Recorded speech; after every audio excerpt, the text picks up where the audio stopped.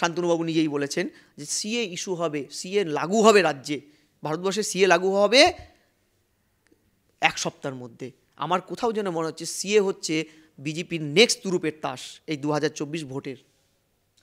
CA তো একটি আইন যেটা রাজ্যসভা লোকসভা দুই জায়গাতে পাশ হয়েছে, কিন্তু কোথাও গিয়ে মনে হচ্ছে এই যে রাম মন্দিরটাকে ইস্যু করা হচ্ছে, সরকার বা শাসক দলের কাজ কি রাম মন্দির বা মন্দির নির্মাণ এবং সেটাকে ইস্যু তৈরি করে আগামী দিনে ভোটের বাক্সে নিজেদের ভোট বাড়ানো? কোথাও গিয়ে কি রাম মন্দির, এবং তার সঙ্গে এটাও জিজ্ঞেস করবো যে পশ্চিমবঙ্গের পক্ষে রাম মন্দির ইস্যু কতটা প্রভাব ফেলতে পারে?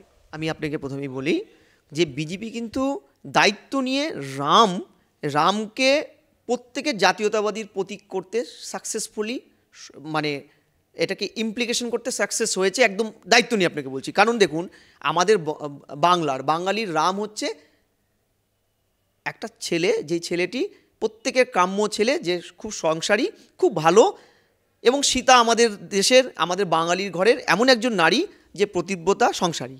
এই কনসেপ্টটা আমরা জানি। কৃত্তিবাসের রামায়ণে আমরা দেখেছি রাম সীতা হচ্ছে একে অপরের বন্ধু স্থানীয়। এর বাইরে রামের কিন্তু অস্তিত্ব বাঙালি জীবনে তেমন পাবেন না, বরং টিআরপি, হনুমানের টিআরপি বাঙালি সমাজে অনেক বেশি। আপনি গলিতে গলিতে রাম মন্দির পাবেন না, হনুমান মন্দিরটা পাবেন। কিন্তু বাঙালি এই সমাজ, আমি ওয়েস্ট বেঙ্গলের একটা ভোটার হিসেবে বলছি আপনাকে, 22 তারিখে রামের মন্দিরের এই উত্তর ভারতীয় কালচারটা কিন্তু পেনিট্রেট করে দিয়েছে মোদি বাঙালিদের ভেতরে।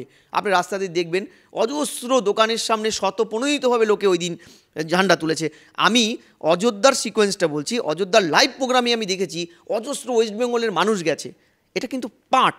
দ্বিতীয় হচ্ছে, আপনি ভারতবর্ষের 76-76 যখন ইন্দিরা গান্ধী যখন প্রথম ধর্ম নিরপেক্ষতাকে ইনক্লুশন করলো প্রাতিষ্ঠানিকভাবে, আগে এটা ছিল মরালিটির বেসিসে সংবিধানে, তখন কিন্তু একটা সংজ্ঞাই ছিল, যেটা ধর্মনিরপেক্ষতার রাষ্ট্রের একটা সংজ্ঞা, যে সংজ্ঞায় বলাই আছে পরিষ্কারভাবে কোনো রাষ্ট্রপ্রধান, কোনো পলিটিক্যাল পার্সোনালিটি কেউই কোনো ধর্মের নাক গলাবে না। অর্থাৎ আপনি যদি বোরখা পরে গিয়ে মুসলিম ধর্মের প্রতিষ্ঠানে গিয়ে আপনি কোনো রাষ্ট্রপ্রধান গিয়ে করেন, আচার অনুষ্ঠানে ইনভলভ হন, সেটাও কাম্য নয়। ধর্মনিরপেক্ষতায় বলা হচ্ছে শাসক দূরে থাকবে ধর্মের থেকে, খালি দূরত্ব বজিয়ে রেখে দেখবে যে বিভিন্ন ধর্মের মধ্যে যেন ক্র্যাশ না আসে, ল অ্যান্ড অর্ডারটা তার। কিন্তু আমরা দেখলাম ধর্মনিরপেক্ষতার সংজ্ঞাটাকে পুরোপুরি শাসক দল, বিশেষ করে এই রাজ্যের শাসক দল 11তে ক্ষমতায় আসার পরে কিন্তু কার্যত উল্টো দিকে নিয়ে গেছে, এবং একটা বাইনারি পলিটিক্স, বা আপনাকে পরিষ্কার বলে পোলারাইজ পলিটিক্স কিন্তু মমতা ব্যানার্জি এখানে করেছে।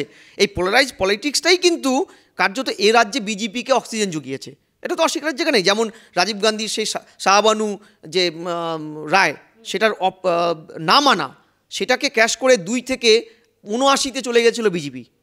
অর্থাৎ একটা কাউন্টার পলিটিক্স কিন্তু হয়েছে। কিন্তু আপনাকে বলি, সেই কাউন্টার পলিটিক্সটা ডেমোক্রেসিতে পোলারাইজেশনের পলিটিক্স কী করে হতে পারে? মানে সেটা কি আপনি বলবেন যে আমাদের এটাকে এনরোজ করা উচিত কোথাও গিয়ে? একদম, যেখানে সংবিধানের 51 উপধারাতে পরিষ্কার বলা হচ্ছে রাষ্ট্র এমনভাবে চালিত হবে যেখানে বিজ্ঞানসম্মত সমাজ ব্যবস্থা গড়ে ওঠে, সেখানে ধর্মের বিভেদ থাকবে না। কিন্তু আমরা দেখছি এই রাষ্ট্র 51 ধারা তো মানেই নি, বরং ধর্মীয় অনুকরণের ভিত্তিতে। আজকে আপনি ভাবুন না, বাংলায় রুটি কাপড়া মাকান চাকরি নিয়ে কোনো দাবি ওঠে না। কি দাবি ওঠে না? এক পক্ষ বলছে আমি বেশি হিন্দু, আমি মন্দির বানিয়েছি, 400, 500, 600 কোটি টাকা দিয়ে সরকারের যেখানে টাকা নেই, 1000 দিন ধরে ছেলে পেলে বসে আছে রাস্তায়, দিয়ে দিতে পারছে না সরকার, নিজে বলছে আমাদের ফিনান্সিয়াল আর্জেন্সি তৈরি হয়েছে রাজ্যে, সেখানে 600 কোটি 700 কোটি টাকা দিয়ে মন্দির তৈরি করে শাসক দলের মুখ্যমন্ত্রী তিনি বলছেন, মানে শাসক দলের প্রধান তিনি বলছেন আমি তো মন্দির তৈরি করেছি, তুমি কে বড় হিন্দু বলো তো? আমিও বড় হিন্দু। অর্থাৎ লড়াইটা হচ্ছে কি?